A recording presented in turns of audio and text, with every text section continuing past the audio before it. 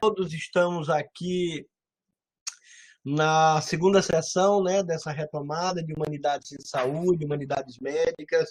Nosso objetivo primordial era não e é, né, continuar tematizando questões da cultura geral, questões do campo das humanidades, que possam interessar a formação de um profissional de saúde, né, que possa contribuir para a sua sensibilidade. Eu acabo de concluir aqui de assistir uma fala do professor Guilherme Irfe, que é um professor doutor da nossa Faculdade de Economia, fez uma apresentação brilhante sobre a primeira infância e o capital social, chamando a atenção de que se não cuidarmos da primeira infância conforme os marcos legais, a cidadania e a própria concepção de humanidade nos impele, provavelmente teremos daqui a 10, 15, 20 anos, não conseguiremos sair desses patamares de violência, de subdesenvolvimento, porque a cidadania está negada a aproximadamente 2/3 da nossa população.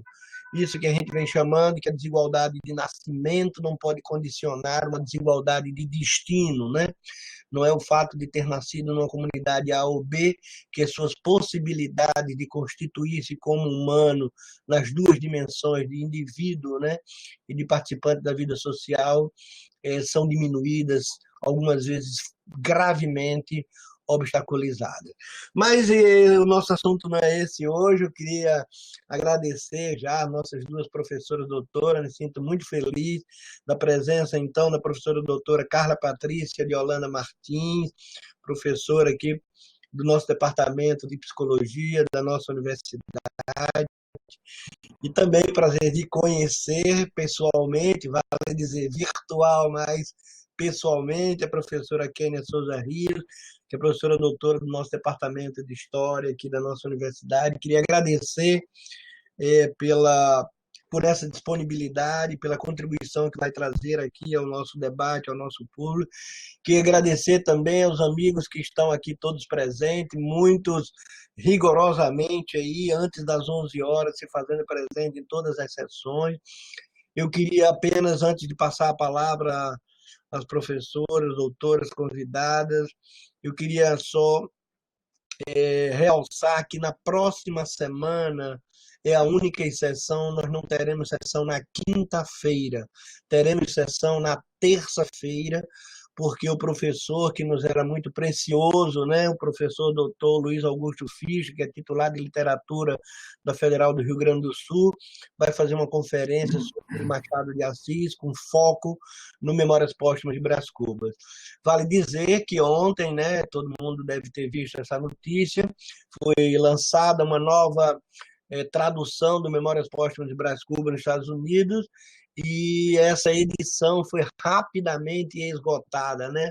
Então, isso é um prazer enorme. Nós já sabíamos que tem várias pessoas dos Estados Unidos interessadas na obra de Machado de Assis, na obra de autores brasileiros, né? E Machado de Assis, como nosso maior romancista do século XIX, está presente. Então, é uma grata satisfação também na próxima terça-feira, no mesmo horário, Memórias Próximas de Brás Cubas, Morte, Nascimento, Remédio e Doença, com o professor Augusto Fischer, do Rio Grande do Sul. Mas o tema de hoje não é esse. O tema de hoje é receber essas duas professoras doutoras aqui de nossa universidade, com muito prazer. Vão trazer uma temática riquíssima para a nossa cultura brasileira, para a nossa cultura nordestina, em particular a cultura cearense. O título, portanto, do tema de hoje é Rodolfo Teófilo, A Fome e o Amor nos Tempos da Varíola. Não é desnecessário dizer da correlação que nós temos hoje com nossos tempos, né, de Covid-19, né?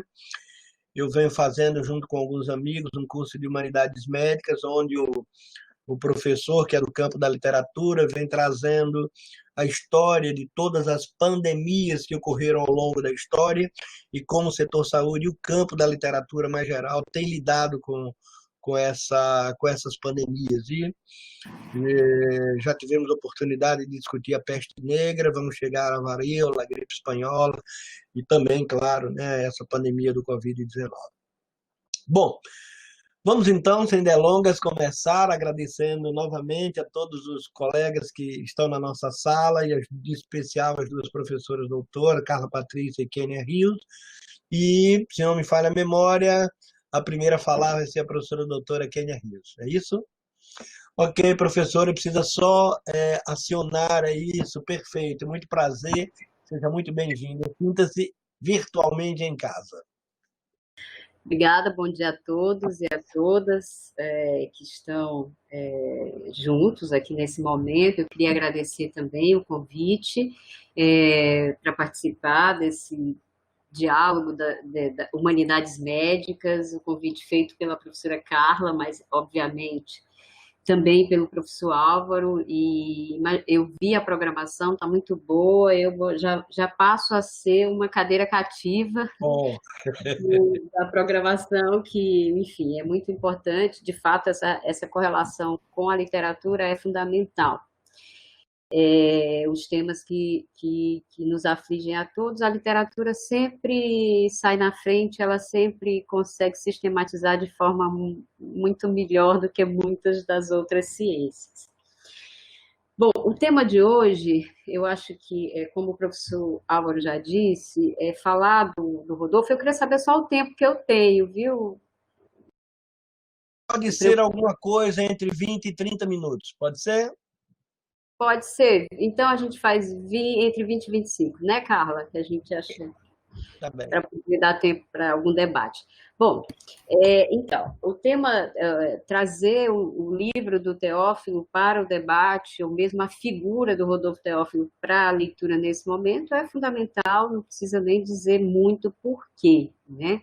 Esses tempos que estamos vivendo, os tempos de morte, de luto, de pandemia, de medo, de muito medo, né, de pânico, tudo isso que não fazia parte das nossas vidas. A gente lia nos compêndios de história, né, a gripe espanhola, nossa, mas a gente não tinha ideia do que isso significava no cotidiano. É uma coisa que a gente está entendendo, né? Professor de história, a gente até comenta entre nós, né? Muitas das coisas que a gente lia, agora nós estamos entendendo na carne o que isso significa. E, obviamente, o entendimento é outro e é muito mais abrangente, é muito mais intenso, né? Então, essa coisa do medo, do que significa morrer 1000 pessoas por dia, né?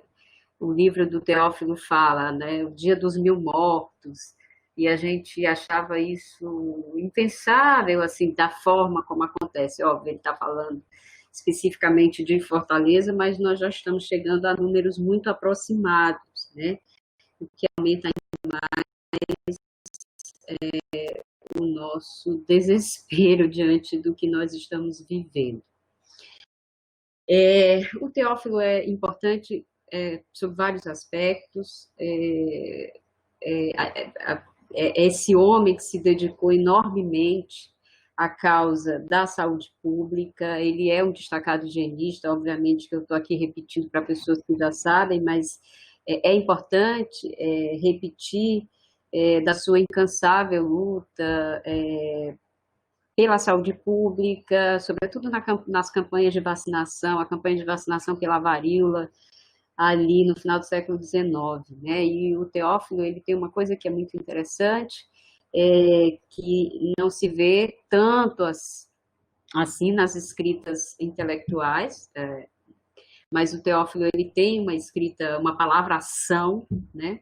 É uma escrita militante, a sua escrita ela é autorreferente, ela tenta dar conta do seu compromisso público, o seu compromisso político com algumas causas, uma delas a questão da saúde pública, né? Ele está sempre nos seus escritos todos, né? Sejam os romances, a literatura, ou seus documentos históricos, ou seus escritos mais relatoriais. A grande questão do Teófilo é sempre denunciar os desmandos, os abusos de poder, enfim, isso aparece, inclusive, na constituição dos personagens que compõem a trama da Fome, né, do livro A Fome, que é o tema que a gente está discutindo aqui.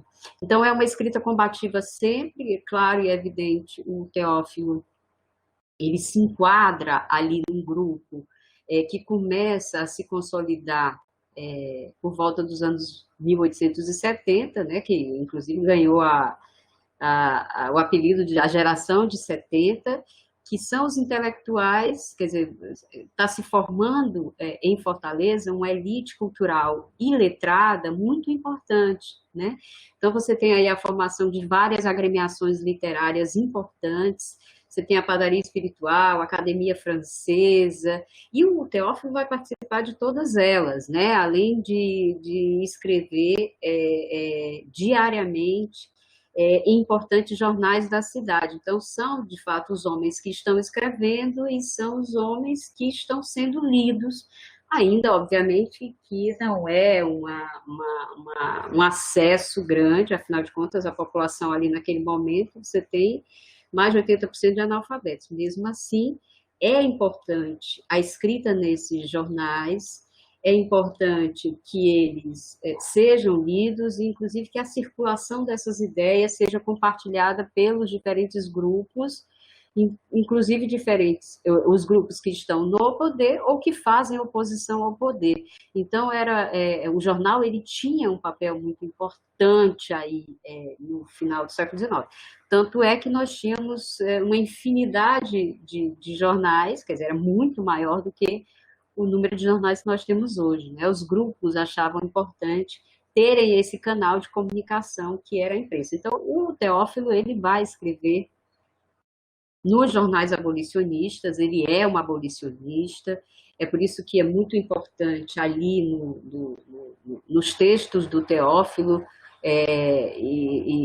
nomeadamente no livro A Fome, você tem um espaço muito, muito grande de apresentação da situação dos escravizados no Ceará. Isso não é comum na literatura do 19 sobre a fome no Ceará, né? Tanto que a gente chega a se perguntar, os alunos mesmo me perguntam, professor, onde é que estavam os escravos, né? Durante a seca de 1877, porque nos outros textos, nos outros livros, a gente não vê. Você vê, por exemplo, Luzia Homem, que é um grande livro também sobre a seca de 1877. Os escravos são mencionados muito rapidamente, né? Então, não é um tema que aparece, mesmo José de Alencar, ele não apresenta a escravidão no Ceará, ali nos seus escritos. Então, é uma ausência que o Teófilo, ele dá conta, né? Muito importante que a escravidão esteja ali. Então, sempre eu digo isso para os alunos, eu digo, olha, vamos ler o Teófilo, porque o Teófilo pauta a escravidão durante a seca. Ele diz onde estão os escravos da província do Ceará durante a Grande Seca de 1877.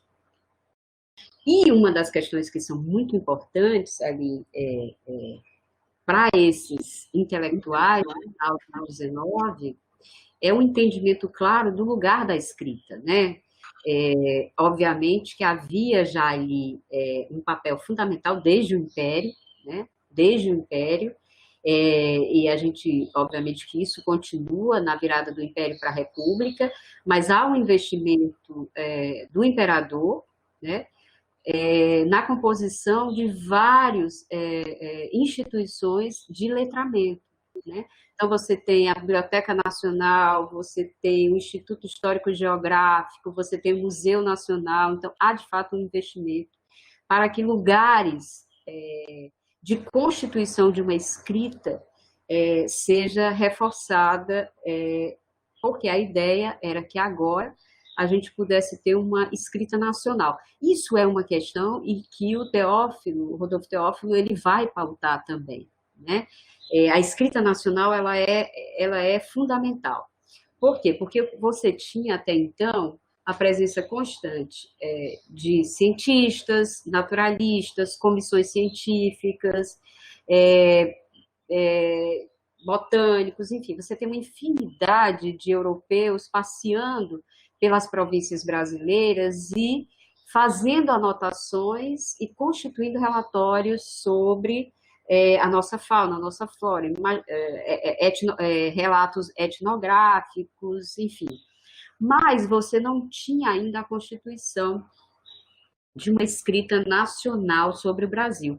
Isso é uma questão que vai ser fundamental aí no final do século XIX.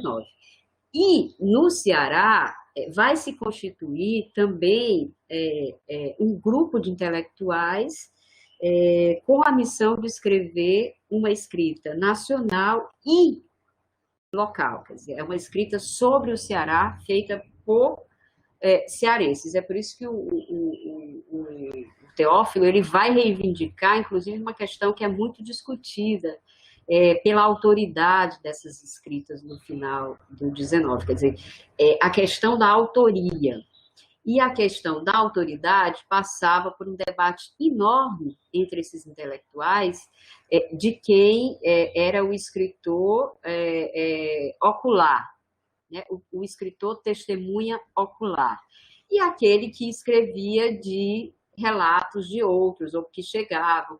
Isso dá uma arenga enorme entre os intelectuais cearenses, porque a maioria deles estão escrevendo do Sudeste, né? Então, eles estão escrevendo sobre o Ceará, mas eles não estão aqui. Então, eles ficam recebendo informações e muitos têm que se justificar. Olha, a própria Raquel diz isso, toda a minha infância foi ouvindo na fazenda, né? Os moradores da fazenda, então eu coletei muitas histórias, o Gustavo Barroso vai dizer isso, o Adolfo Caminha. Então, todos eles, como vão, o próprio José de Alencar, então, todos eles, como estão escrevendo de um outro lugar, né? É por isso que um elemento importante da escrita dos intelectuais cearenses, a literatura cearense é a saudade. Eles todos estão dizendo que estão escrevendo também motivados por uma saudade enorme, já que não estão mais nesse lugar que é a província, que é o estado, enfim. E o Teófilo ele vai reivindicar essa escrita autorreferente e esse lugar de testemunha ocular, né? Tanto que todas as críticas que vão fazer ao Teófilo, ele diz, olha, eu escrevo sobre o que eu vi, eu escrevo sobre o que eu presenciei, né? Como higienista, fazendo a campanha de vacinação, estando, de fato, presente diariamente nos abarracamentos, depois no campo de concentração, eu ouvia e via essas histórias. Então, eu tenho autoridade. Obviamente que isso vai ficar aí na berlinda entre ter autoridade para escrever e fazer uma escrita esteticamente aprovável pelos pares, ali naquele momento de um debate enorme, enfim, e de uma disputa pela escrita nacional. E aí, obviamente, tem isso, né? Você tem mesmo o Museu Nacional, que organiza a comissão científica que vem ao Ceará em 1859, fica até 1862, os intelectuais daqui entram em discussão, quer dizer, o próprio Tomás Pompeu já tinha elaborado um enorme documento sobre a província do Ceará, que era um ensaio estatístico, e essa comissão científica vinha para cá. E o próprio Rodolfo Teófilo também entra em discussão com alguns membros da comissão científica, como Capanema, que vai escrever um livro sobre a seca do Ceará, e o Teófilo diz, olha, é preciso ver o que já tem escrito no Ceará. Já tem um enorme volume de escritos no Ceará sobre a seca, então é preciso dialogar com isso, né? Quer dizer, antes mesmo da grande seca de 1877, você já tem algumas páginas escritas, né? Vale, ele está em constante diálogo com o Tomás Pompeu, que de fato já escreveu muitas páginas sobre a província do Ceará. Então, esse lugar de disputa da escrita é o lugar em que o Teófilo se coloca, inclusive para a gente entender por que ele opta em outro momento por uma escrita romanceada. Porque o primeiro escrito do Teófilo sobre a seca não é romance, né? Quer dizer, não é literatura. O primeiro livro do Teófilo é sobre a seca de 1877 a 1880. E só depois, em 1890, é que ele resolve escrever, contar os relatos, contar a sua experiência da grande seca de 1877 a partir da forma literária, da forma romanceada. Isso por quê? Isso porque também é um outro debate muito interessante, no final do XIX, sobre a forma de constituição narrativa sobre os acontecimentos no Império, né? Sobre os acontecimentos que dão forma à identidade nacional. E a melhor forma encontrada, basta dizer que o texto do José de Alencar, Iracema, é o texto que marca, é como se fosse um mito fundador, não só do Ceará. O Iracema não é só um mito fundador do Ceará. A intenção do Alencar é fazer, constituir um mito fundador para a América. Né? Tanto é que Iracema é um anagrama de América, não é um anagrama de Ceará. Né? Então, ele deixa muito claro que a constituição de um mito fundador passava pelas letras literárias, quer dizer, por quê? Porque essa forma narrativa, ela tinha uma força na constituição de memória, constatadamente mais intensa do que relatórios ou textos científicos, etc, etc. Não é à toa que, ao mesmo tempo que o José de Alencar está escrevendo Iracema, o Teberge está escrevendo, o Alencar Aripe está escrevendo História do Ceará. Né? E ele está escrevendo com todos os personagens que aparecem ali, os indígenas, o Martim Soares Moreno, Iracema, não sei o que, não sei o que. Só que a primeira coisa que eu pergunto para os alunos, quando eu estou dando aula sobre isso, vocês lembram do texto História do Ceará, do Alencar Aripe? Não. Vocês lembram, alguém, mesmo que não tenham lido, vocês lembram do Iracema? Todo mundo. Sim, professora, a gente não leu, mas todo mundo sabe do Iracema. Então, quer dizer, essa consciência da forma narrativa literária e da força que ela tem como constituição de um lugar de memória para a identidade nacional, para contar a identidade nacional, ela vai ser fundamental. É por isso que nós, na história, nós estudamos muito a literatura, né? Porque para a gente entender esse lugar de constituição de um espírito nacional, é preciso entender a formação da literatura naquele momento. Então, por isso há esse lugar. E sobre seca, quem sai na frente, né, para constituir esse lugar, não só de um sentimento nacional em torno da cooperação das outras províncias, isso porque já desde a seca de 1825, você tem, nós já estamos no Império, o imperador começa a convocar isso porque é importante usar a seca como um elemento, um sentimento constituidor da identidade nacional. Você pega os relatórios do Império sobre a seca de 1825, o imperador convoca todas as províncias a ajudarem a província do Ceará, quer dizer, que todas as províncias se sintam agora um corpo, quer dizer, o império já não é mais cada um no seu quadrado, né? O império já convoca as províncias a se sentirem parte de um todo. E a seca vai ser fundamental dentro desse sentimento de solidariedade, de irmandade, né? Ele diz exatamente isso, né? Que todas as províncias sintam-se irmãs dentro desse corpo da pátria, esse corpo da nação. E, para isso, vai ser fundamental, portanto, uma escrita sobre a seca. A seca que vai ser melhor discutida, melhor apresentada, melhor escrita, melhor letrada é a Grande Seca de 1877, né? Não porque ela tenha sido a maior do século XIX, né? Mas porque você já tem uma elite letrada que pode constituir esse lugar de escrita, coisa que você não tem, por exemplo, uma seca gigantesca que teve no 19, que foi a seca de 1845, ou a seca de 1825. O Teófilo até fala disso em um dos seus textos. Ele diz: é muito importante que, a partir de agora, nós escrevamos sobre a calamidade, a miséria, o flagelo, porque vejamos o que acontece com as secas anteriores, de 1825, 1845. Como não temos o registro escrito, nós não temos a memória do que aconteceu.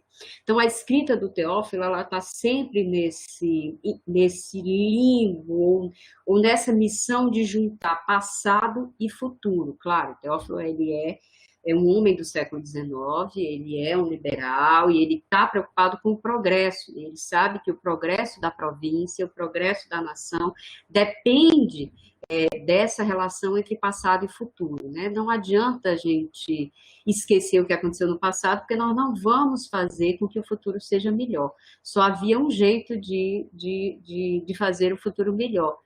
Era o tempo inteiro lembrar das mazelas do passado, quer dizer, essa ideia também da história como mestra da vida, não repetir os erros. Então, a grande questão do Teófilo nos seus romances, e nomeadamente no romance A Fome, é deixar muito claro, né, elaborar de uma forma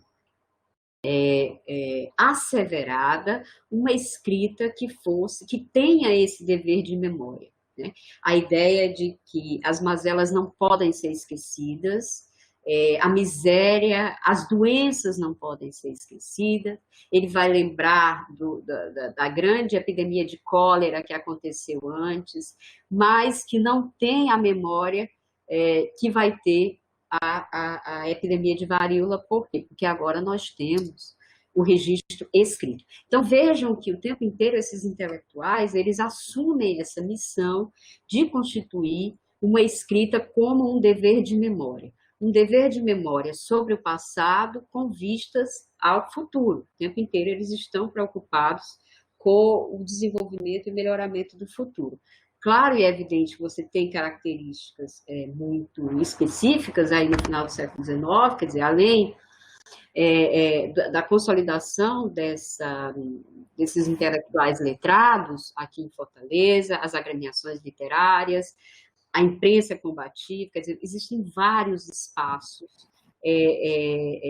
de divulgação da escrita. Você tem as revistas, as várias corporações têm revistas, né? Inclusive a revista médica, que antes é Norte Médico, ali já no início do século, a partir de 1913, você já tem a primeira revista Norte Médico, depois vai se chamar Ceará Médico. Então, você tem a constituição desses espaços de escrita como espaços de autoridade e extremamente necessários para a constituição de sentimentos sobre o lugar, de sentimentos nacionais, de debates importantes sobre os diferentes acontecimentos, sobre os problemas nacionais. Então, todos eles vão estar escrevendo sobre isso. Obviamente que o nosso lugar vai ter um destaque muito grande. Quando eu digo nosso lugar, eu estou falando, naquele momento, a província do Ceará. Né? Por quê? Porque a escrita, a literatura cearense, ela vai se dedicar, no final do 19, não só de cearenses, mas uma escrita sobre o Ceará, ela vai se dedicar enormemente a pautar a seca. Não só a fome do Rodolfo Teófilo, e é muito importante que tenha esse nome, quer dizer, nomear essa literatura e dizer dele. Você tem vários outros, você tem os Retirantes, né? Do José do Patrocínio, você tem o Zia Homem, do Domingos Olímpio, você tem Aves de Arribação, do Antônio Salles, então você tem vários. o nome que o Teófilo dá tem um impacto muito grande e muito importante, né? Quer dizer, nomear todos esses acontecimentos com a palavra fome é significativo, né? Porque é disso que se trata. Ele vai redirecionar um olhar sobre a vida dos retirantes e sobre o que está acontecendo ali, a partir dos efeitos que a fome tem, e é por isso que a escolha dele também é muito importante, né? A escolha de uma perspectiva naturalista é fundamental, porque ele queria falar da fome, ele queria falar da seca de uma forma, de uma linguagem literária, ou a partir de uma escola literária que aproximasse, que uma das características do naturalismo é esse, né? Aproximar o máximo possível da realidade. Inclusive muito mais do que o próprio realismo, né? O realismo nesse sentido pecava, o romantismo também. Então, o naturalismo era isso, de mostrar na carne, né? Literalmente, na carne, os acontecimentos da realidade. E é isso que o Teófilo faz, quer dizer, ele faz a escolha pelo naturalismo, e essa escolha leva a gente a uma leitura dificílima, né? Não é fácil, não é um livro fácil de ler. Eu lembro que a primeira vez que eu li o Teófilo, a primeira vez que eu li A Fome do Teófilo, eu estava no segundo ano de faculdade e foi muito difícil. Foi muito difícil. Eu tive que abandonar algumas vezes a leitura, porque, de fato, a descrição minuciosa, os detalhes dos efeitos da fome no corpo dos indivíduos, isso dá um outro sentido para o debate sobre a fome, né? Por isso eu acho que a escolha dele, apesar dos pares, os colegas da literatura tenham feito muitas críticas, né? Dito inclusive que não foi uma escolha, foi uma escolha muito exagerada, quer dizer, os relatos acabaram sendo demasiados, excessivos, exagerados, e isso acaba pecando a partir de um mérito literário, etc, etc. A despeito de tudo isso que os colegas disseram, acho que a escolha dele, do ponto de vista da sensibilização para o que é a fome, é uma escolha muito acertada. Né? Eu não sou da literatura, eu não vou entrar nos méritos literários do Teófilo, mas pensando numa sociologia da fome no Brasil, as descrições do Teófilo são muito acertadas, né?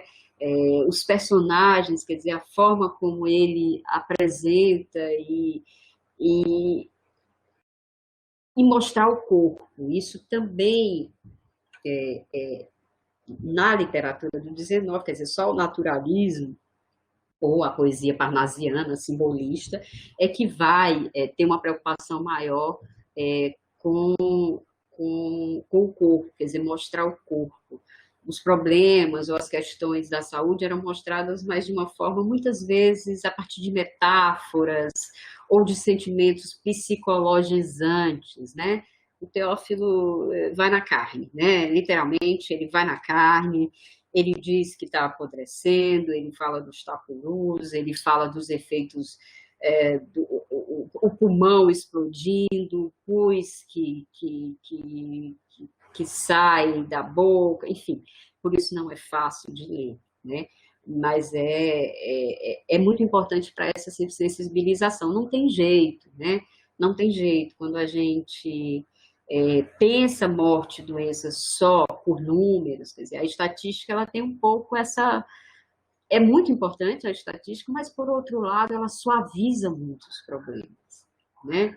Quer dizer, você saber que morrem 1.000 pessoas por dia, ou que a cada 4 segundos morre uma pessoa de fome no mundo, ou que são mais de 2 bilhões no planeta, quase 3 bilhões que não têm acesso à água potável, tudo isso importa enormemente.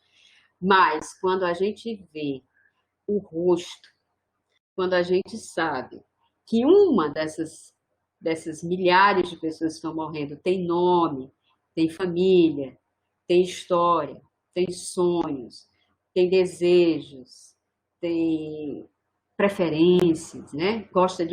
Gostava de ouvir música ou não, isso muda, né? Pensar o corpo dessas pessoas muda, né? Cria a sensibilização em torno disso. Estou falando para a maioria, obviamente, da população que não pensa a partir do corpo. Obviamente que, como tem muitos médicos assistindo, vocês estão sempre pensando a partir dos efeitos no corpo, né? Mas nós não, né? Nós pensamos a partir de outros lugares. Então, eu acho que a escolha do Teófilo, eu queria só que vocês, como eu vou me embora mesmo, eu gosto nem de falar, me digam quando o meu tempo, tá bom? Quando tiver faltando assim 5 minutos, olha, Kênia, tá bom. Tá faltando já 5 minutos? Sério? Meu Deus, como é rápido. Então vamos lá. Então, bom, eu penso nessas escolhas do Teófilo, quer dizer, o corpo, os cadáveres, né? Claro, ele tem um certo gosto, ele vai fazendo uma descrição do corpo e morre, né? Quer dizer, dificilmente um escapa. Por quê? Porque a morte é uma constante no filme, ou no livro, né? Quer dizer, não basta só dizer dos efeitos do corpo, é preciso falar da morte, falar das perdas, falar do luto. Então, de novo, é um livro fundamental para esses dias. É claro, eu peguei para dar uma relida em algumas partes e a leitura foi completamente diferente, né? Porque ler um livro, ela é sempre circunstancial, né? É tanto que você nunca pode dizer assim, não, já li, né? Porque a boa literatura não tem isso, não, guarda que eu já li. É por isso que a gente guarda tanto livro, né, gente? Olha, as estantes de todo mundo aí. A pessoa diz, mas tu já leu? Por que tu não passa para frente, né? Eu digo, mas é porque eu vou reler, eu vou ler de novo, eu vou ler de novo. E a cada leitura é diferente. E não foi diferente, por isso eu agradeço muito o convite para participar, porque eu fui reler A Fome do Teófilo. E foi uma experiência estética intensa, porque o momento é outro. Então você vai pensando e você vai sentindo de outras formas tudo aquilo que ele vai narrando, né? E acaba ficando, obviamente, muito mais intenso. Então, os elementos que constituem o livro fazem parte dessa trajetória de personagens que contam a história da seca, né? A história da seca vai ter esse lugar no Ceará, quer dizer, o Ceará vai sendo contado a partir das histórias da seca, nós vamos ser o lugar da seca, tanto que durante muito tempo a seca era a seca do Ceará, não era a seca do Nordeste, né? Só depois aqui, em 1919, com a constituição do IFOX, que nós vamos ser Nordeste e, portanto, a seca vai ser a seca do Nordeste. Mas há uma briga enorme, porque até então era a seca do Ceará. Eu até tinha separado, mas aí depois a gente mostra umas fotos para dizer da divulgação, mas, Fábio, a gente depois mostra. Até eu tinha pedido ao Fábio para mostrar, mas eu acho que ele vai mostrar agora. Que essas imagens, eu acho que são muito conhecidas nossas. No final do 19, quer dizer, o Zé do Patrocínio vem para cá fazer uma cobertura jornalística e depois outros jornalistas de um jornal chamado O Besouro vão divulgar essas imagens no Rio de Janeiro, quer dizer, então, na corte.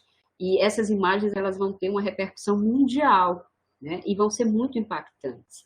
E elas vão ser fundamentais para que a escrita sobre a seca de 1877 ela ganhe uma dimensão gigantesca, né? As pessoas, isso que eu estava falando do corpo, né? Uma coisa são números, outra coisa é quando você vê o corpo que morre de fome, né? Outra coisa é você ver o corpo do famélico.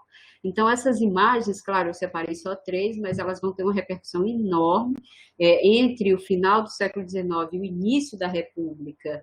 Praticamente todos os cientistas que passaram por aqui, em algum momento, vão escrever sobre a Grande Seca de 1877.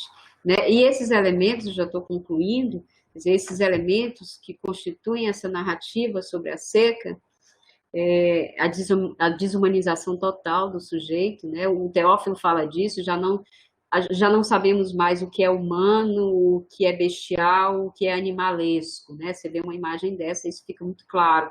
Você não consegue mais identificar que é um humano que está aí. Então, claro que vai ter uma repercussão muito importante. Tanto é que a segunda edição, a primeira edição é de 1890, a segunda edição da Fome já vai ser ainda na Primeira República, né? A segunda edição é de 1922. Quer dizer, o debate ainda era fundamental. Por quê? Porque você vai ter uma grande seca em 1915 e em 1919. Então, o livro do Teófilo, a cada grande seca, ele vai ganhar uma nova edição, né? Então, isso é muito importante, quer dizer, os escritos do Teófilo, eles vão ter essa grande importância, né? Você vê que o casal vai, enfim, eu não vou falar aqui, eu vou deixar para a Carla falar dos elementos que constituem aqui esses lugares, né, morais, quer dizer, a miséria moral, não só física, etc, etc.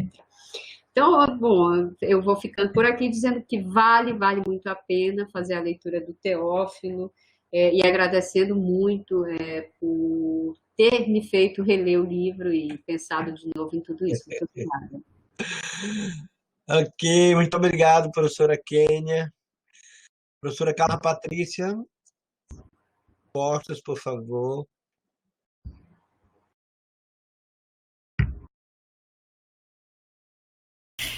Bom dia a todos. Difícil aí falar, enfim, em tempos como esses, agradeço muito, difícil falar, mas absolutamente imprescindível falar, né? Precisamos falar, né? E falar para os outros, né? Poder falar para vocês, para os amigos, né? Para essa faculdade que também, se eu não me engano, tem o nome Rodolfo Teófilo, né? Não tem um prédio aí da medicina chamado Rodolfo Teófilo, né? Mas poder falar nesse contexto, né? Agradeço muito ao convite do professor Álvaro, agradeço amigo querido, agradeço também a participação da Kênia, vou já falar mais formalmente do quanto que ela também constituiu e construiu o meu pensamento, né, a partir dessas reflexões que vou trazer, a partir de outros momentos onde a gente também já encontrou interesses e temáticas comuns, né? Na época que escrevi o livro dos profetas, foi quando reproduzi a escrita dos profetas, né? Foi quando Kênia também esteve junto, enfim. Mas é difícil também falar hoje, porque é engraçado, a gente de um dia para o outro, o texto se desatualiza, né? A gente fica com medo, já não está mais dizendo uma coisa que permaneça, né? Do interesse de todos, né? Diante de tudo que está acontecendo, da velocidade dos últimos acontecimentos, eu hoje de manhã, quando reli o texto que havia já começado a desenhar há uns 4, 5 dias atrás, ao mesmo tempo que encontrava ainda a atualidade nisso que vou trazer para vocês, também me perguntava, enfim, até que ponto os acontecimentos últimos se encontravam em conexão com tudo isso que a gente está falando aqui hoje, né? Seja no que diz respeito ao Brasil, seja a esperança que está sendo lançada no mundo todo, né? A partir dos protestos, né? E dos movimentos que se inauguraram a partir dessa trágica morte, né? Fiquei nervosa com essa história de fazer live, nunca fiz na vida, é a primeira. E como não olhar para o rosto das pessoas, olhar para essa tela plana, e os meus papéis, e os livros, e cadê os alunos, que a gente não pode olhar diretamente aí no rosto de cada um, e também se inspirar com o espanto ou com o desagrado deles, né?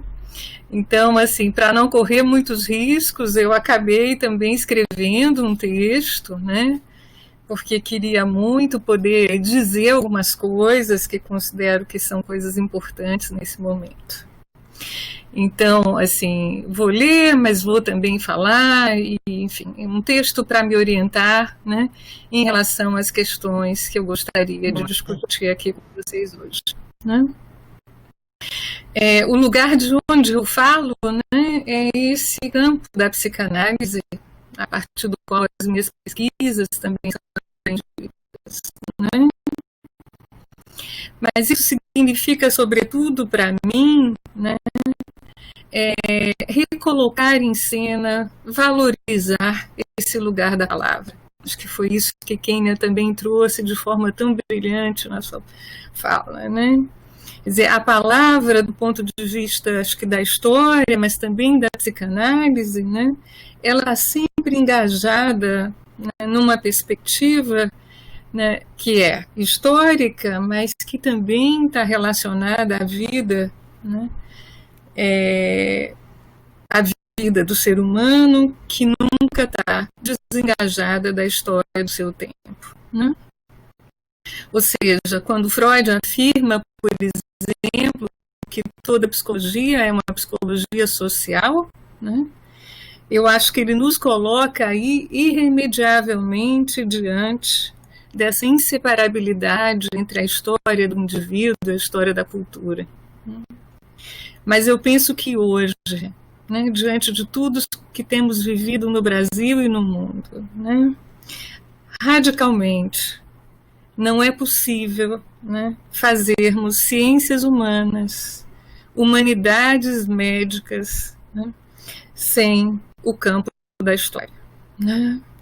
Por isso, né, fico muito feliz que Kênia esteja aqui. Eu acho que tudo que ela disse talvez dê um pouco mais de lastro às minhas palavras. Né? Então, por que hoje, né, resgatar a história do Rodolfo, né? O que ele representa, que figura, emblema é essa, né, que nos permite hoje, passado aí, né, quase 150 anos da publicação do livro dele, né, o livro permanecer atual, né?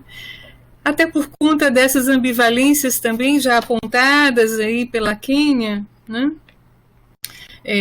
A gente sabe que, de um lado, o Rodolfo ele também teve filiado, né, a uma corrente de intelectuais baianos, né, da segunda metade do século XIX, que responsabilizava, né, a mestiçagem do nosso povo, né,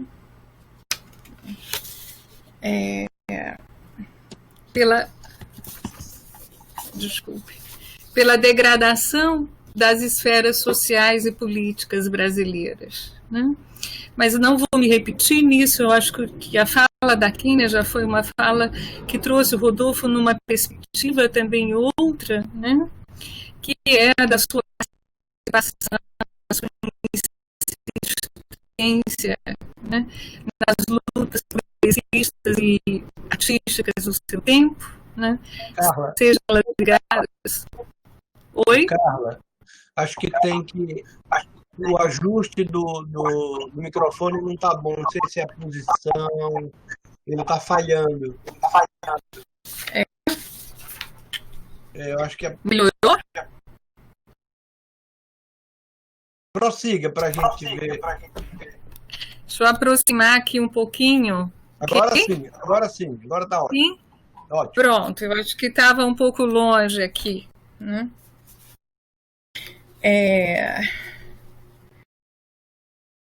Enfim, né, é a ligação que quem já colocou, né, diante do esforço de Rodolfo de nomear, né? Rodolfo fez parte da padaria espiritual, fez parte do movimento abolicionista cearense do final do século XIX, ou seja, teve presente numa certa vanguarda, né, de um Brasil dito moderno, né? Mas, mais particularmente, assim, a minha descoberta da obra do Rodolfo foi na cadeira da Dona Jesus. Não sei se foi também ali que a Kênia descobriu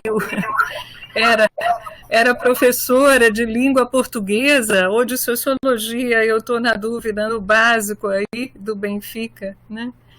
E Dona Jesus deu esse texto para a gente ler ali. Enfim, eu tinha por volta de 18 anos na época, isso já vai lá muito tempo, né?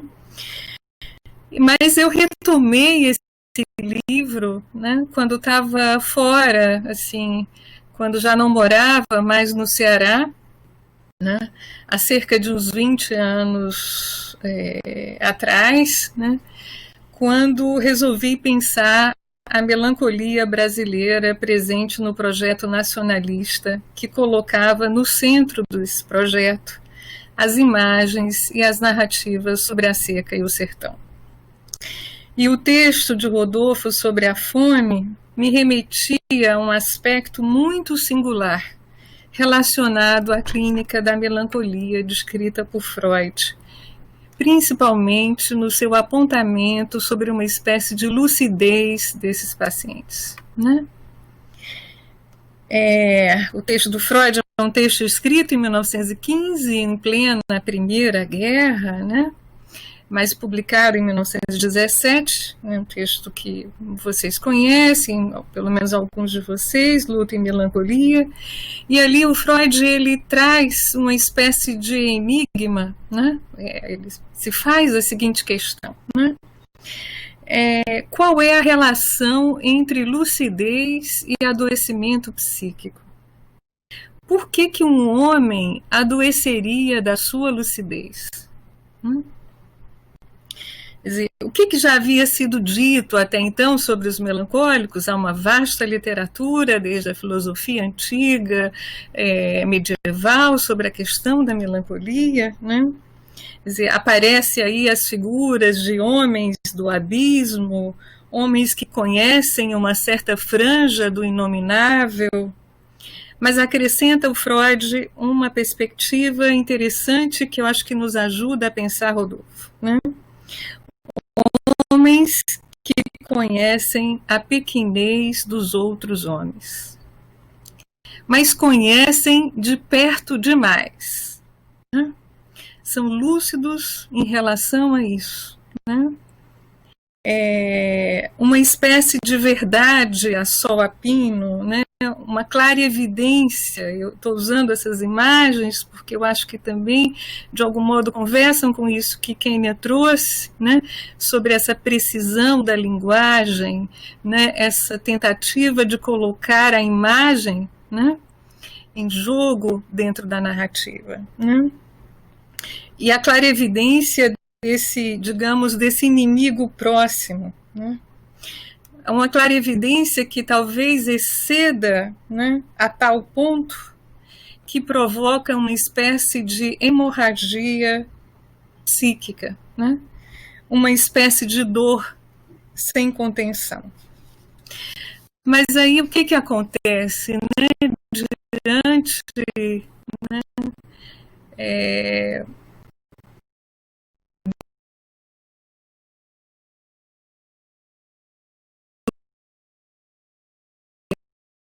o que é o da seca ou da fome, né? Com Rodolfo especialmente, né?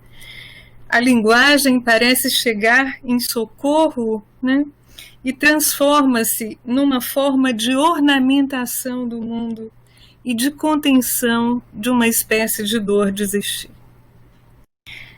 A alteridade, digamos assim, ela está no centro do adoecimento do melancólico. A gente poderia dizer, fulano adoeceu do mundo. Mais recentemente, um psicanalista, né, carioca diz, adoecemos do Brasil. Né? O que significa isso? Mas é claro, enfim, eu sou psicanalista e isso não é tudo, né? Do contrário, acho que abriria a mão da psicanálise, né? Posto que precisamos, a partir dela, né, sempre encontrar a radical singularidade de todo e qualquer sofrimento. O que nos é próprio? Cavar, né, encontrar o osso, do que nos identifica e também do que nos fere. Então, nos idos de 98, ao retomar o texto, né, esse texto sobre a fome, encontrava-me diante de um certo espanto com a forma como esse farmacêutico e escritor era capaz de encontrar tantas palavras no seu zelo para descrever, para bem dizer e mal dizer a fome, os famintos e, principalmente, o desprezo e a invisibilidade por eles adquiridas, aos olhos do poder, que deveria ser público e de proteção. Né? Vejam a atualidade dessa obra. Né? Como alguém, né, poderia se colocar, eu me perguntava, como um observador desse mundo de horror, a ponto de ali encontrar, criar, através da narrativa e da palavra, tantos elementos capazes de narrar o inominável. Kênia falou hoje aqui das estratégias de colocar em cena esse corpo, o sensível do corpo, os cheiros, né? É um livro que cheira, né? A fome tem um cheiro, a fome tem um nome, né? A fome tem uma atmosfera de solidão, enfim, eu acho que ele vai colocando elementos sensíveis, né?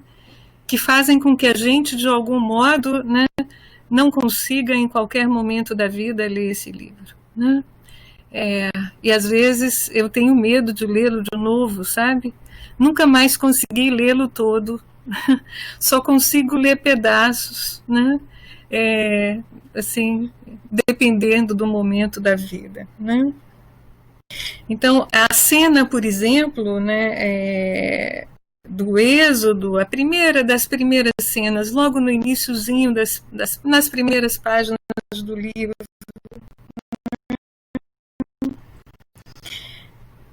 que Rodolfo descreve, eu acho essa uma das cenas mais fortes do livro, né?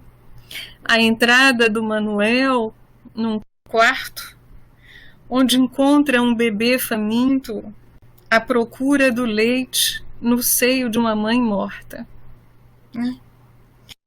Eu não conheço mais radical negação de um impossível, a descrição de um impossível. Né? Eu acho que é o quadro, na minha opinião, dos que eu conheço, devam existir outros, né? Eu não conheço a extensa literatura sobre a fome, quer dizer, não tão extensa assim, mas certamente não a conheço em sua totalidade, né? Mas acho que esse quadro, né, é talvez um dos mais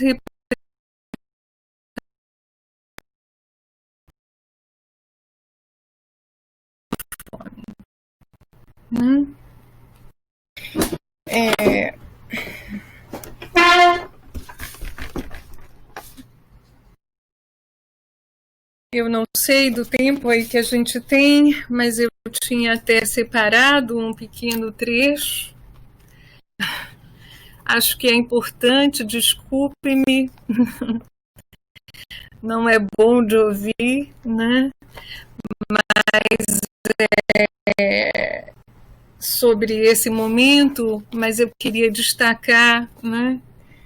Isso também a gente vai ler. Eu fui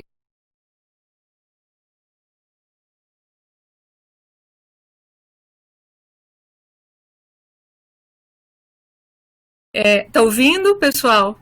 Sim? Né?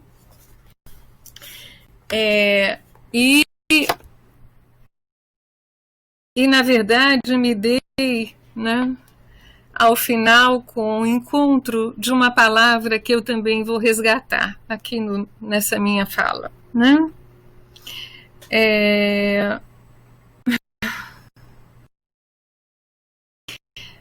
ele descreve esse momento que Manuel entra no quarto, né? E a mãe já morreu, mas o bebê continua buscando o seio dessa mãe, né? Não havia morrido ainda. E ele diz assim: os vagidos da criança iam pouco a pouco enfraquecendo. Era necessário um socorro, um alento, àquela vida que se extinguia. Freitas entregou o facho a Josefa e procurou ajeitar entre os dedos o corpo franzindo do recém-nascido. A piedade do velho proporciona-lhe todo o aconchego de suas mãos calorosas. Era necessário, entretanto, levar dali o pequenino e aquecê-lo. Mas o cadáver apertava-o ao regaço em um abraço estreito e que mais apertado fazia agora a rigidez cadavérica. Foi difícil a separação. Livre a criança, Freitas supôs podê-la levar logo à sala e aquecê-la ao fogo. Porém, iludiu-se, posto que esta continuava presa ao leito da morta pelo cordão umbilical. Era preciso cortar aquela amarra da morte. Ele corta o cordão umbilical e ele batiza junto com Josefa essa criança, né? E, bom, página 14 dessa edição de 79, né? Não vou continuar, né? Mas convido vocês a terminarem de ler esse texto, né? Que eu acho que essa imagem também, né? De batizar essa criança, eu acho que ela é uma imagem simbólica do que significa o livro do Rodolfo. Dar nome, dar corpo, batizar e colocar em jogo essa palavra fome. Então a fome aqui, penso eu, é uma figura, né, da radicalidade do nosso desamparo e do nosso abandono. A história de Manuel Freitas não é sempre que o Rodolfo chama pelo primeiro nome, mas nessa cena ele o faz, Manuel transforma-se na nossa história. E o trauma, né? Considero essa dimensão, não vou poder desenvolver com vocês isso aqui, mas essa dimensão social do trauma relacionada à fome, né? Se faz a um só golpe.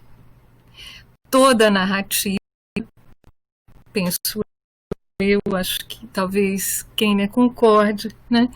É uma experiência compartilhada, relativa à nossa memória. E a ficção e a fantasia de Rodolfo, o seu testemunho, são memórias sociais que presentificam a ausência do que já naquele momento, mas ainda hoje, né, jamais pôde ser pensado, pôde ser dito, reconhecido enquanto uma experiência subjetiva. Acho que quando, né, desde Lula toma isso como uma bandeira, não estou aqui, não quero entrar profundamente nisso e nessa discussão, mas eu acho que é também colocar em jogo um nome, né, profanado, um nome que não deveria ser pronunciado.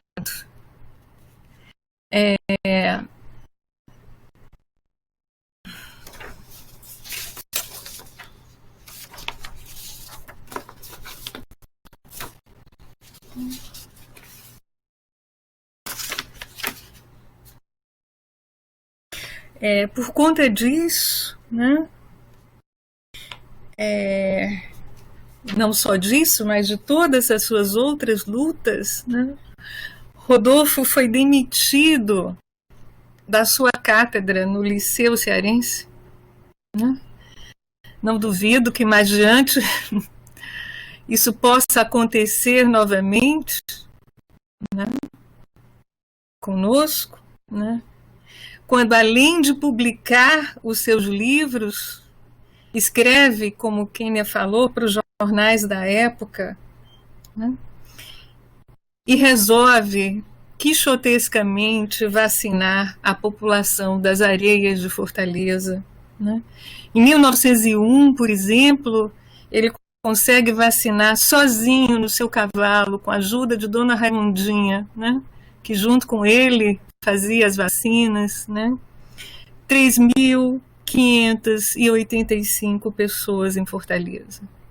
Monta naquela época uma liga cearense, né, para vacinação, manda uma carta a 75 municípios e consegue, de alguma forma, né, receber aí, acho que, se eu não me engano, 53 municípios respondem, né, e fundam a partir disso uma liga contra a varíola, né.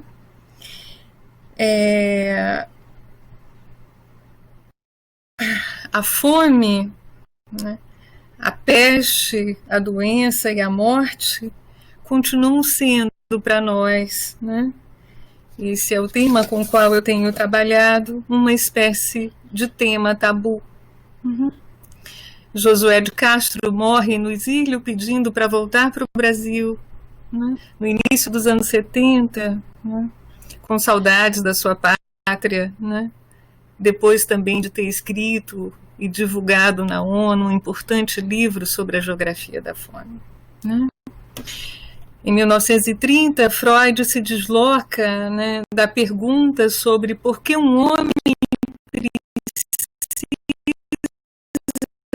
adoecer, que é essa pergunta lá que retomei do texto sobre a melancolia, para lidar com sua lucidez, né?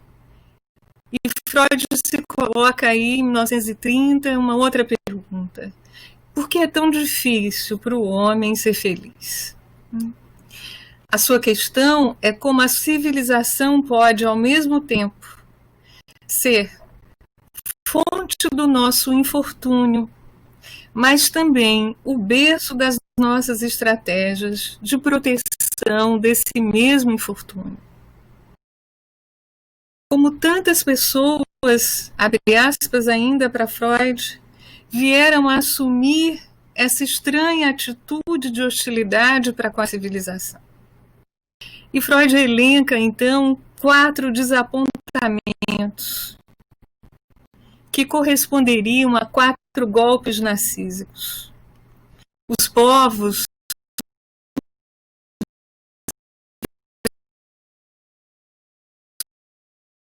primitivos possuem a mais alta complexidade sociocultural.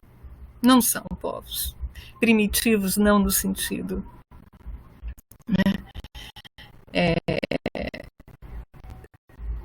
dado antes. Nos tornamos neuróticos frente às exigências e frustrações do processo de acesso à cultura e às promessas de felicidade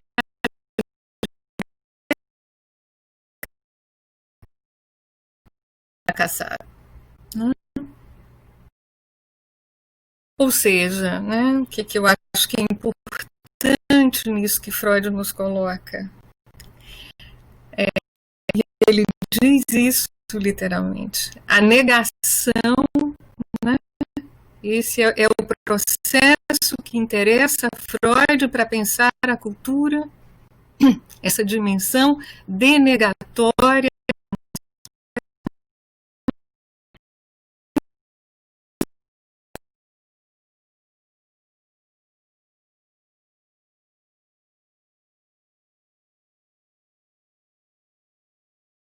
precisamos estar dispostos a perder.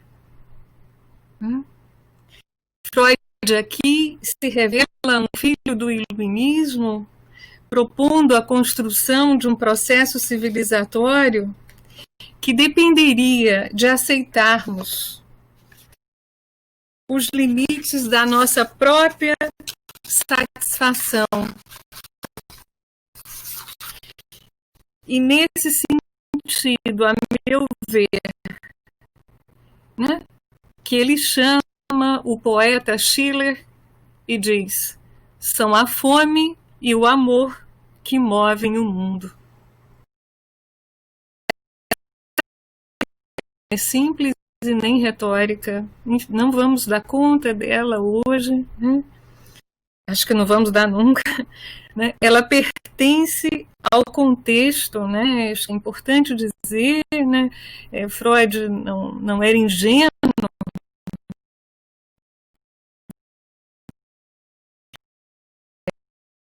O texto do pensamento freudiano sobre a conflitualidade, as tensões, as nossas disposições bélicas para salvaguardar os nossos interesses narcísicos e a nossa própria sobrevivência, né?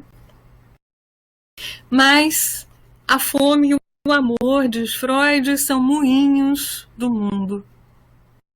Moinho é uma outra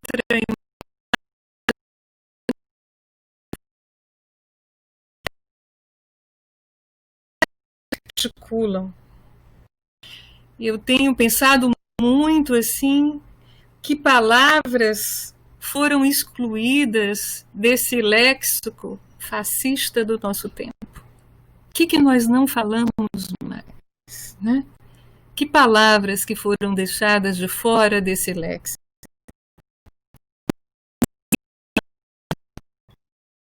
Sobre o que nós não podemos falar? E eu corro um risco aqui entre vocês, né? Já corri em outros momentos, de introduzir uma palavra que não faz parte do léxico fascista ou de todo e qualquer governo totalitário, que é a compaixão. O finalzinho daquele trecho, né, que eu li de Rodolfo, ele recolocava em jogo essa dimensão da piedade, da compaixão. Mas o que significa para mim? O que eu estou querendo? O que me interessa nessa palavra?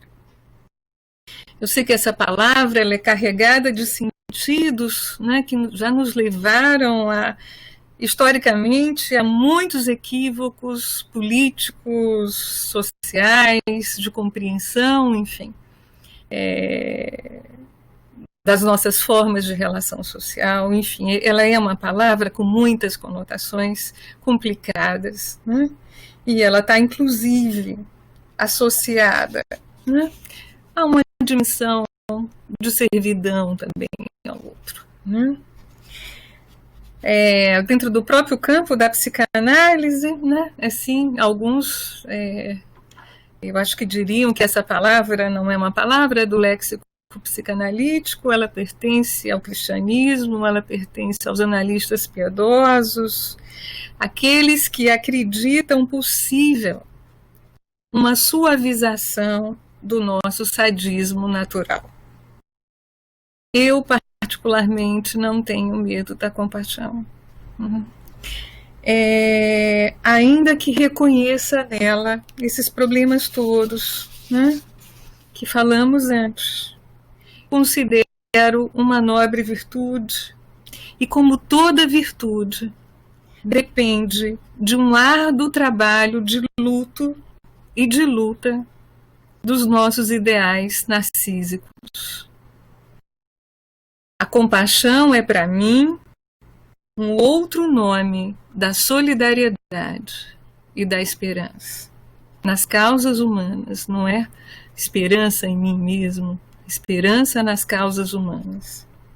Todavia, ela não pode ser confundida com a equivocada crença, eu acho que isso era o mais importante que eu queria também dizer aqui hoje, de que nós sabemos e que nós conhecemos na totalidade o sofrimento do outro.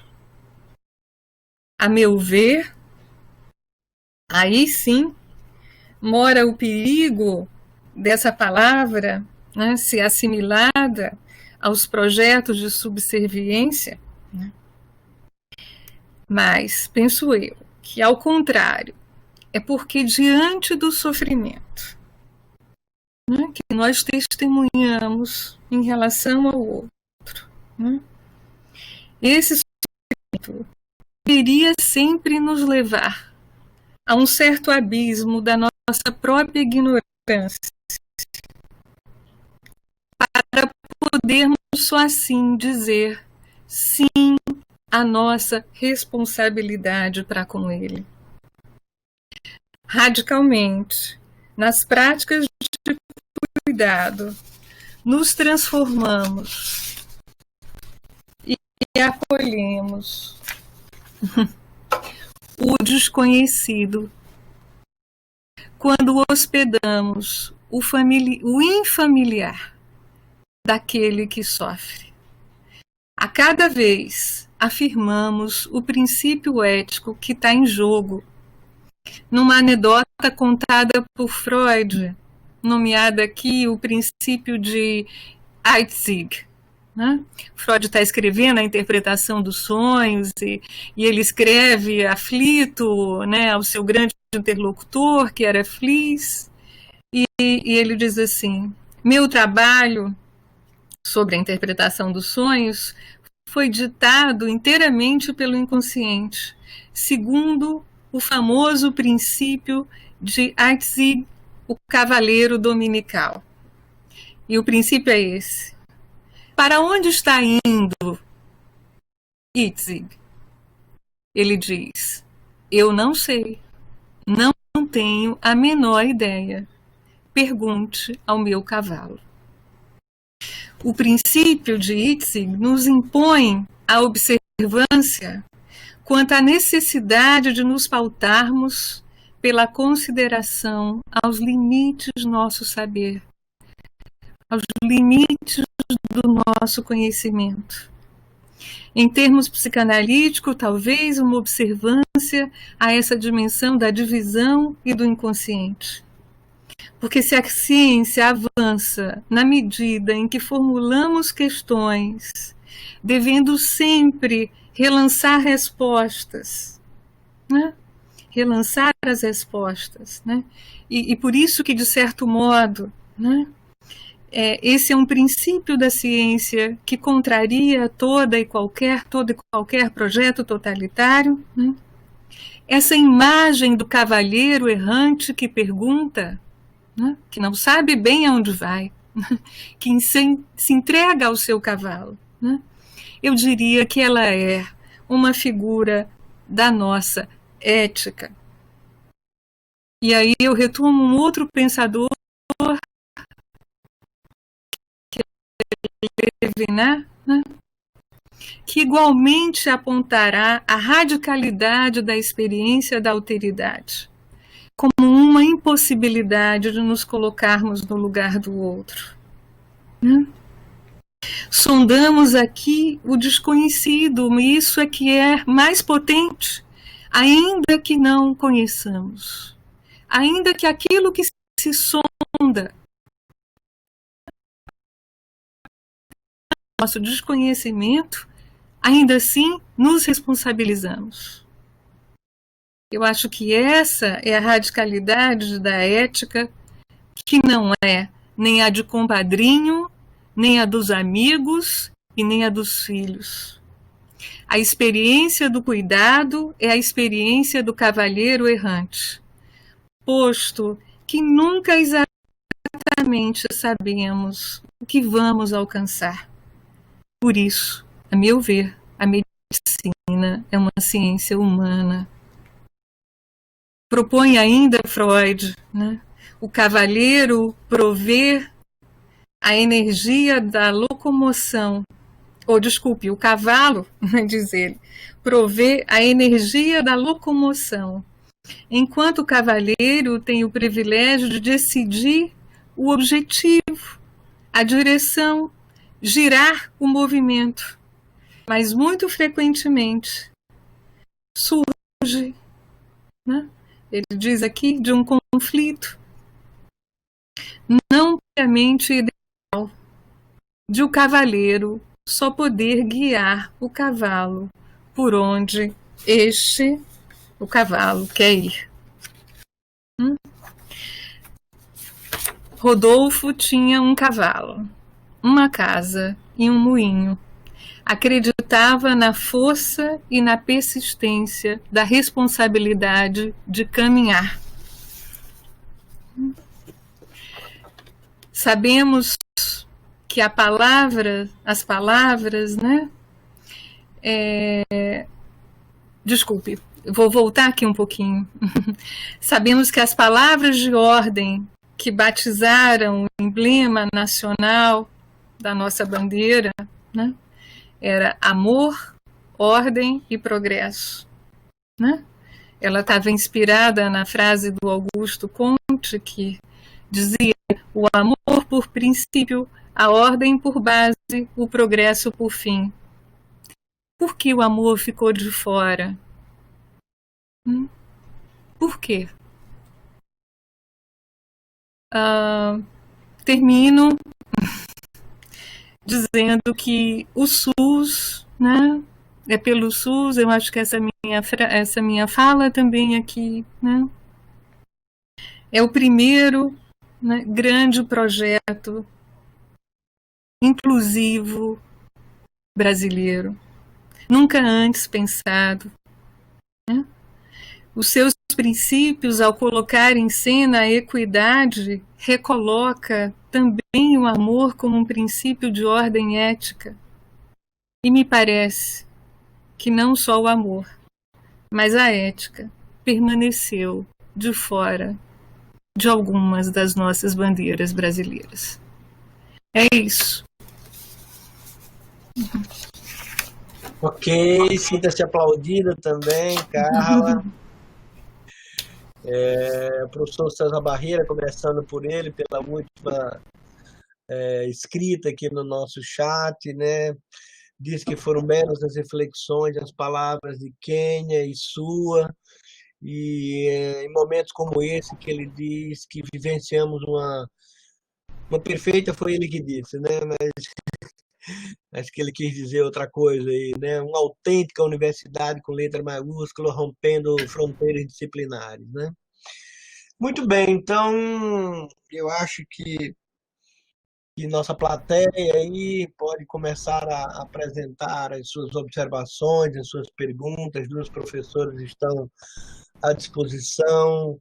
Eu acho que percebo que a plateia vai precisar de um pouco de tempo, talvez, aí para tomar uma água, para respirar fundo, né? Porque não só as imagens, como bem frisou Kênia, né, no início, e você aí logo nas primeiras páginas do livro do Rodolfo Teófilo, não só essas imagens estão gritando, né, dentro de nossas mentes, de nossos corações, né, mas também as consequências éticas que essas imagens teimam em nos impregnar, né? Bom, Alexandre também comenta com espírito de gratidão aí as brilhantes exposições. Nosso economista, estou vendo ali, que acabou também de dar uma conferência belíssima, agora às 10 horas, Guilherme Ife, parabeniza pelas exposições. Eu vou lá atrás tem uma questão para a historiadora, imagino, Kênia, que eu vou puxar, que foi de um aluno da Cristo de Medicina, que está sempre presente entre nós. Ele diz que sobre, não sei se você está lendo, sobre a constituição da nossa identidade nacional. Imagino que uma narrativa idealizada e forçosa é algo que sempre tivemos, além de Iracema, também na República Velha, com os personagens propagandistas Mariane, de inspiração francesa, e depois Tiradentes. Eu acho que ele quer discutir aí o problema dessa identidade, dessa idealização. Se você compreendeu, eu queria fazer comentários. Bom, eu não sei exatamente o que ele quer, mas enfim, é isso mesmo, né? Tem um livro que eu recomendo, como é o nome dele? Bruno Fales. Pronto, Bruno, eu te recomendo, que eu não sei se você conhece, chamado Nicolau Shevchenko, chama-se A Literatura como Missão. O livro do Shevchenko é exatamente isso, é dizer como é que nesses diferentes momentos, tanto no final do 19, com a conformação a necessária identidade nacional, isso, essa é a grande missão do livro Os Sertões, né? Veja como é interessante. Quando Euclides da Cunha sai, quer dizer, em busca do Brasil profundo, né? Essa era a grande questão, né? Tentar descobrir o que era o Brasil profundo, o Brasil que não tinha o mais livre de máculas possível, né? Aquilo que seria o Brasil de fato. Ele sai, obviamente, ele recebe a encomenda, como jornalista, ele sai e escreve Os Sertões. E o livro, por que o livro chama-se Os Sertões? Isso é muito interessante.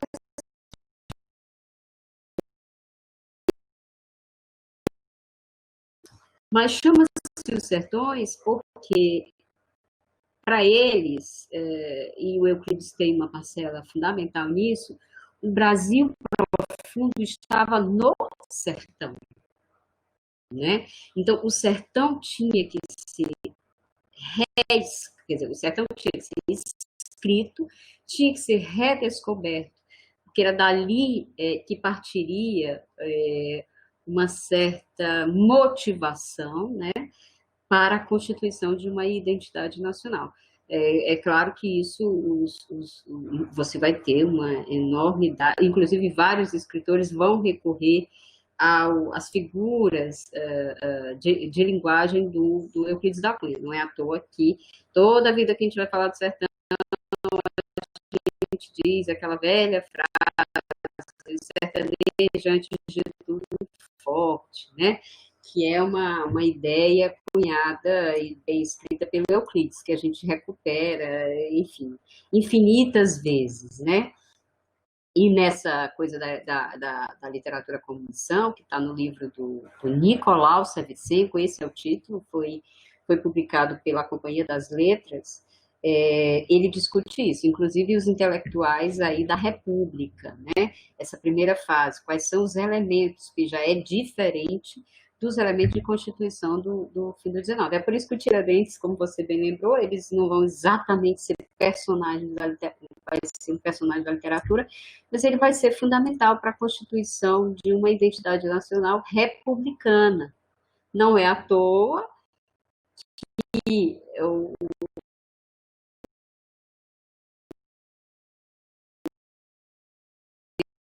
descobrimento do Brasil não é, né? Por que o Tiradentes é feriado e o descobrimento não é? É porque já tem em jogo aí as formas da República organizarem um certo nacionalismo em nome daqueles que lutaram pela independência brasileira, em nome de um país agora que caminha com as próprias pernas, que não é mais dependente de Portugal e, portanto, tem que encontrar o seu próprio rumo, né? Por isso que o Tiradentes vai ser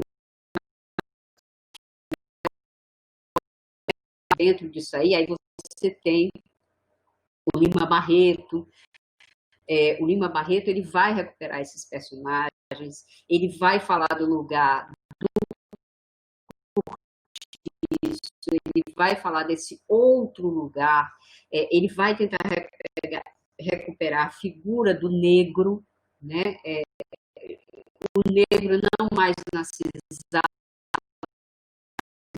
continua sendo espizinhado pela sociedade brasileira, mesmo depois da escravidão. Quer dizer, a grande pergunta do Lima Barreto é: sim, fizemos a escravidão, ou fizemos a abolição, mas e daí? Né? O que acontece com os negros depois da abolição? né? Interessa só fazer loas à Princesa Isabel ou 13 de maio, mas o que acontece com os negros depois? Então, os historiadores eles têm se dedicado muito, inclusive pegando essa literatura que tenta recuperar a figura do negro no Brasil, que continua, né? A gente viu isso, esses dias a gente tem retomado muito esse tema, mas que o negro no Brasil ele vive em constante pandemia, né?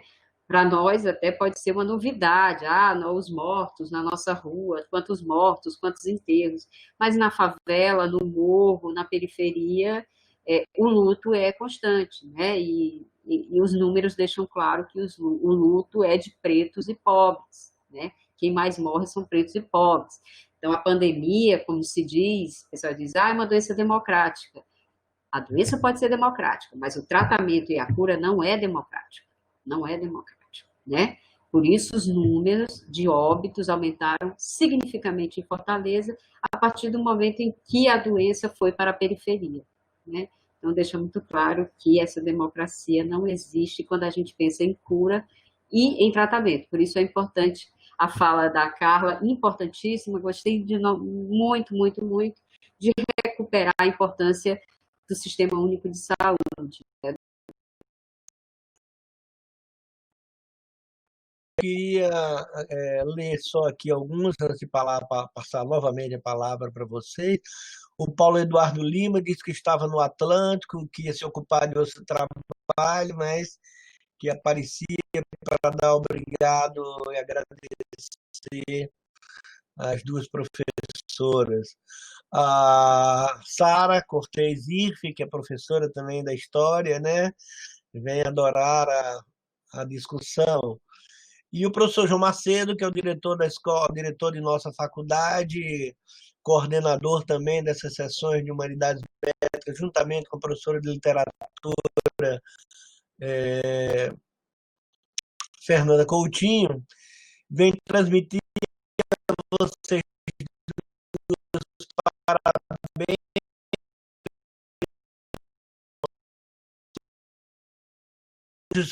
Nomes, coincidentemente, começam com K, tem 5 letras e terminam com A. Eu não sei bem aonde meu amigo quis chegar, não, com essa metafísica, mas de qualquer maneira. Ele disse que conhecia você, Kenny, de longas datas, não pessoalmente, mas por meio de um belíssimo prefácio que você fez para o Caldeirão do Regis Lopes.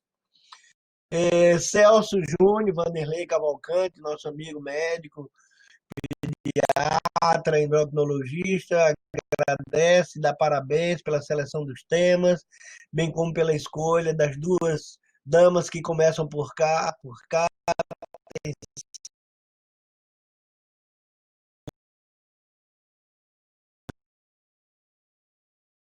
falar de Rodolfo Teófilo é instigar-nos a voltar para a riqueza que há no mundo literário entre nós cearenses, trazendo a memória do registro das escritas com relação às experiências passadas, como bem falou Kênia sobre Teófilo. Diz ele que a meio forte do livro, bem como enfatizar a importância do amor. Vale dizer que Celso é um sujeito eternamente apaixonado. A importância do amor que tem estado de fora, não de nossa bandeira, como também nos corações dos governantes do nosso país. Diz que foi um presente e agradece.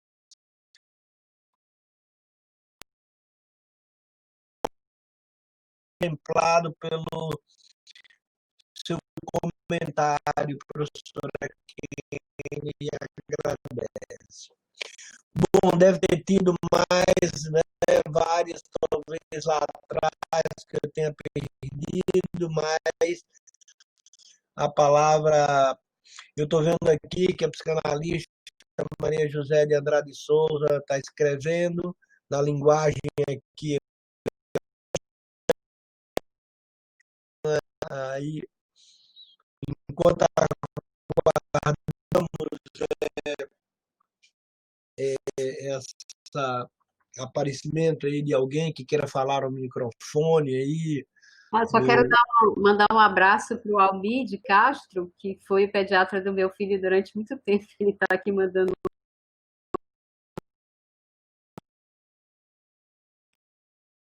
Espero que seu filho esteja bem, né? Porque o professor Almir é muito cuidadoso. Sim, muito querido também. Cuida da gente, né? Eu aprendi Provavelmente do pai da provavelmente a próxima vez que eu encontrá-lo, né, ele vai sorrir, ele vai rir da minha cara, narcisicamente, né, sendo elogiado em público. Ele merece. Não, aí já está levantando demais, viu? Vamos à professora, doutora Maria José, aqui, nossa psicanalista. Acho tocante, brilhante as apresentações das duas, Kênia e Carla, parabéns.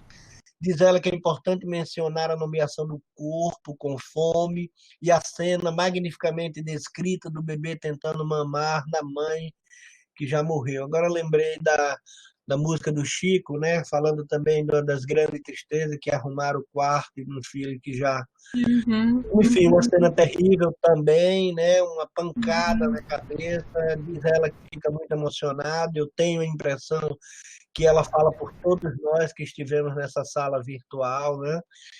Realmente uma pancada na cabeça, uma emoção muito forte, e agradece a todos vocês, todos nós. Professora Márcia Machado, nossa colega do Departamento de Saúde Coletiva, ex-proreitora de extensão, diz que dá parabéns às duas, diz que as abordagens foram excelentes.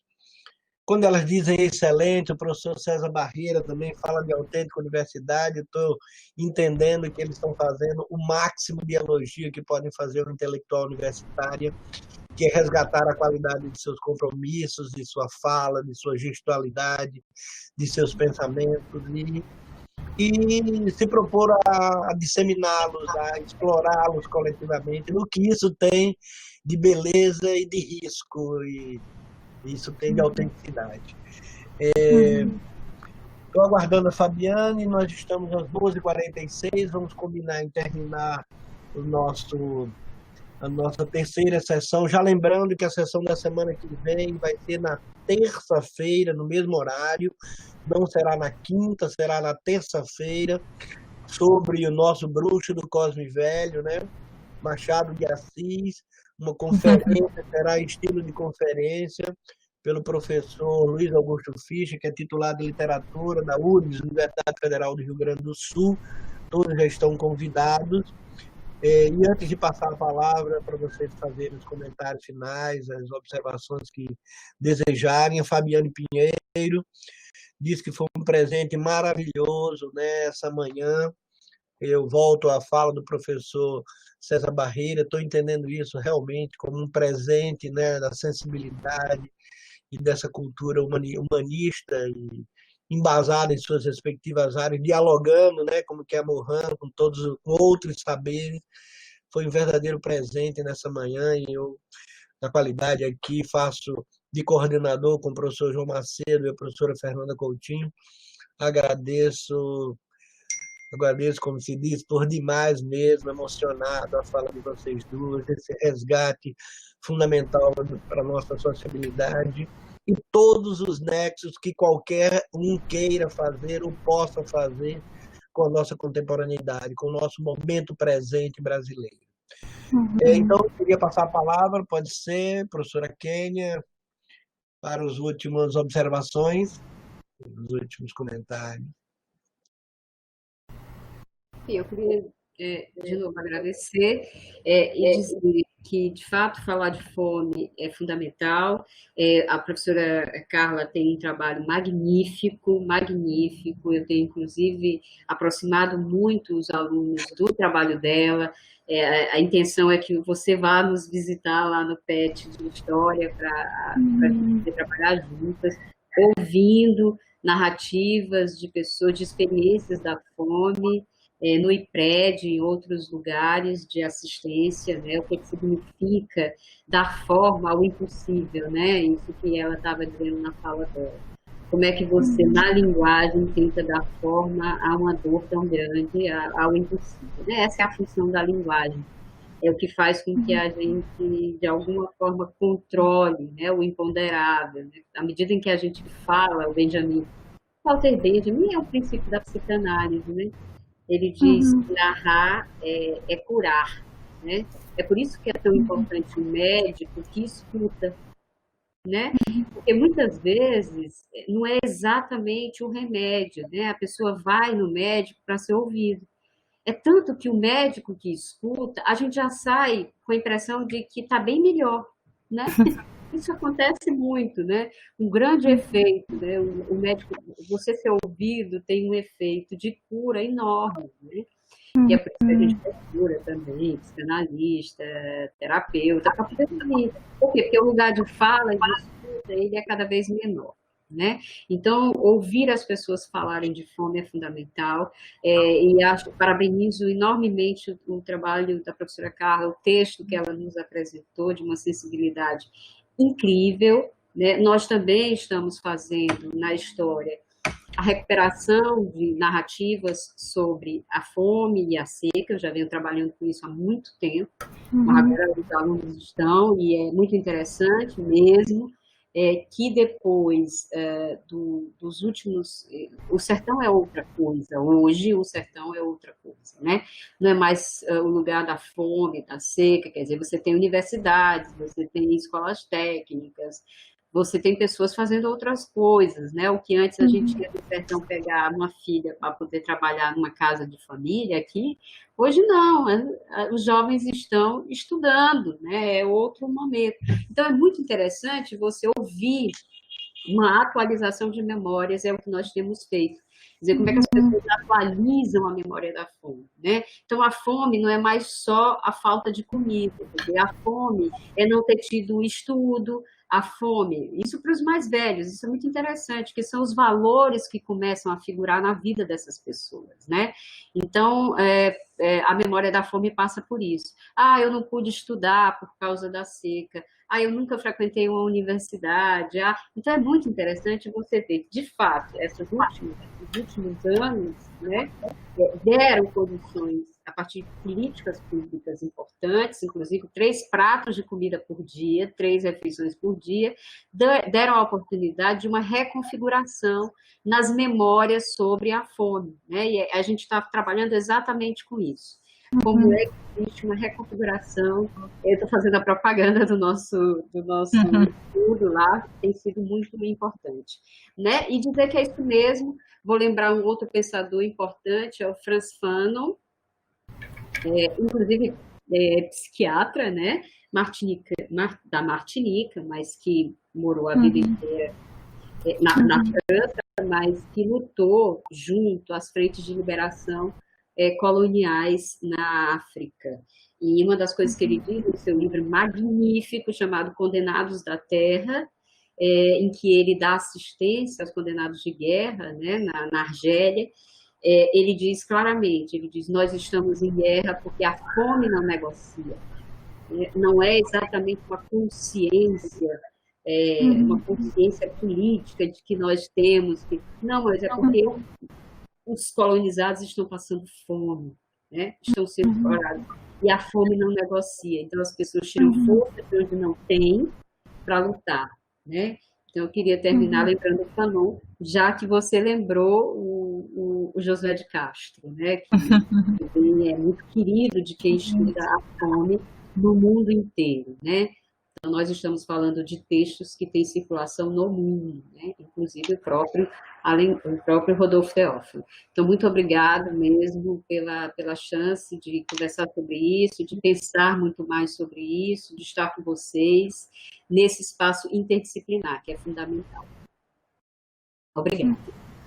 Muito obrigado, viu, Kênia? Foi um prazer conhecê-la, viu?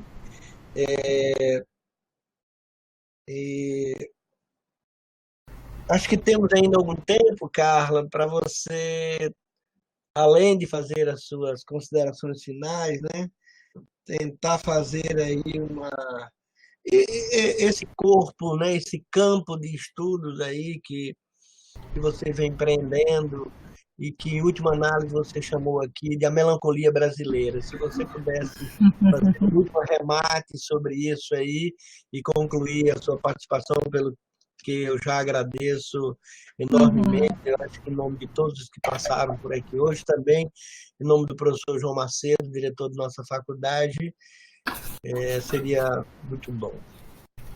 Ok. Bom, queria também agradecer muitíssimo. Às vezes eu fico pensando que a gente faz durante a vida uma pesquisa só, né? Vai, volta. E quando você vê, está costurando de novo aquilo que ficou, recontando, né? E é importante isso, não? É assim. Mas, enfim, claro que a gente vai de algum modo, né? Deixando para trás algumas coisas, revalorizando outras, né? Relendo a si próprio, relendo aquilo que a gente pesquisou, né? A partir de outras perspectivas também, né? Mas sempre quem deseja muito ir lá fazer um pós-doutorado com você, participar do seu grupo, tá lá me alimentando também da bibliografia e das discussões que vocês também têm feito, né? Estou mais próxima do Álvaro aí por conta da questão do IPED, mas assim, acho que precisamos, quem sabe, montar aí um corpo, né, de estudos que possam de algum modo, né, fazer essa costura aí entre as nossas ações. Álvaro tem uma ação de ponta também tão importante, né? E aquilo que vamos construindo aí, né, academicamente, teoricamente, como é que a gente poderia, né, fazer aí essa costura também dessa ação, né? Tornar isso uma ação também, né, uma ação de cuidado, né, e uma ação política. Acho que a gente pode depois, aí num outro momento, fico muito feliz por esse encontro, porque eu acho que ele nos dá a condição, né, aqui com todos os outros colegas também da medicina, de poder costurar essa prática interdisciplinar, né? Isso é uma questão. Então, assim, meu agradecimento, também fiquei muito emocionada. Assim, é sempre uma fala que a vontade que eu tenho depois é de ficar só quieta, repousar, assim, me dá uma vontade ao repouso, assim, como se um certo excesso tomasse conta disso, né? E a gente fica ali meio sem muita coragem de dizer muito mais. Mas, enfim, é isso, não podemos ceder à melancolia. Trata-se justamente disso, né? De poder pensar, talvez, utopias, né? E quem estava falando aí também dessa questão, né, do médico que escuta, mas também do médico que conta histórias. E eu fiquei me lembrando que o Rodolfo, quando ia, né, vacinar as crianças e as famílias, né, no que era conhecido como as Areias de Fortaleza, né, enfim, chegava ele naquele seu cavalo e barbudo, né, assim, uma figura também meio mítica, né, que na verdade o Rodolfo foi vítima de muitos fake news, não sei se vocês sabem, mas, né, a Scioli espalhava por todo canto que Rodolfo traria a peste, que Rodolfo traria a morte, né? Muito curioso isso, ver como tem alguma coisa da história que não se encerra, né? Que se reatualiza. E ele, inclusive, foi, né, apareceu aí nas páginas policiais dos jornais de Fortaleza como aquele que matou, envenenou uma criancinha com a sua vacina, né? Então, ninguém deveria tomar essa vacina, vacina mata criancinhas. Então, acho que tinha aí, mas, enfim, quando ele, então, ia vacinar essas famílias, né, ele tinha algumas formas de negociação com esse pavor e esse medo da vacina. E uma delas era contar histórias, né? E ele contava, então, a história de um cavalheiro, enfim, que veio, de algum modo, para salvá-los da peste, enfim, né? Não vou me delongar aqui. Mas essa possibilidade também, né? Do curar, né? Do tratar, né? Contando histórias, né? Como narradores que somos também, né? Desse pathos que nos habita, né? Então me lembrei também disso. E com relação a Rodolfo, depois de tanta, eu acho que de tanta decepção, de tanto dissabor, né? Monteiro Lobato encomenda um livro a Rodolfo, né, em 1922, que se chama, né, O País, ou como é, o Reino de Quieto, não é isso? Que era a utopia, né? O reino utópico, né? O nosso Thomas Moros aí escreve a sua utopia, né? Mas o que eu também estou falando de uma certa... a melancolia tem muitas... ela tem uma riqueza enquanto figura, né? Eu falei da questão da lucidez, mas eu vou falar de uma outra agora, né? Que é essa dimensão da ambição pelo um, né? Quer dizer, a melancolia também esteve nos projetos totalitários, né? E nessa utopia de Rodolfo, aí, em 1922, ele sonhava um país, né? Parece que vai de contraponto em relação a tudo que falamos também sobre ele hoje, né? Aonde seriam banidos os alcoólatras, as pessoas que tinham sífilis, tinha uma outra figura que eu agora não me lembro, né? Mas tinha uma coisa muito singular, né? Que eu acho que tem a ver com essa dimensão da melancolia, né? Que é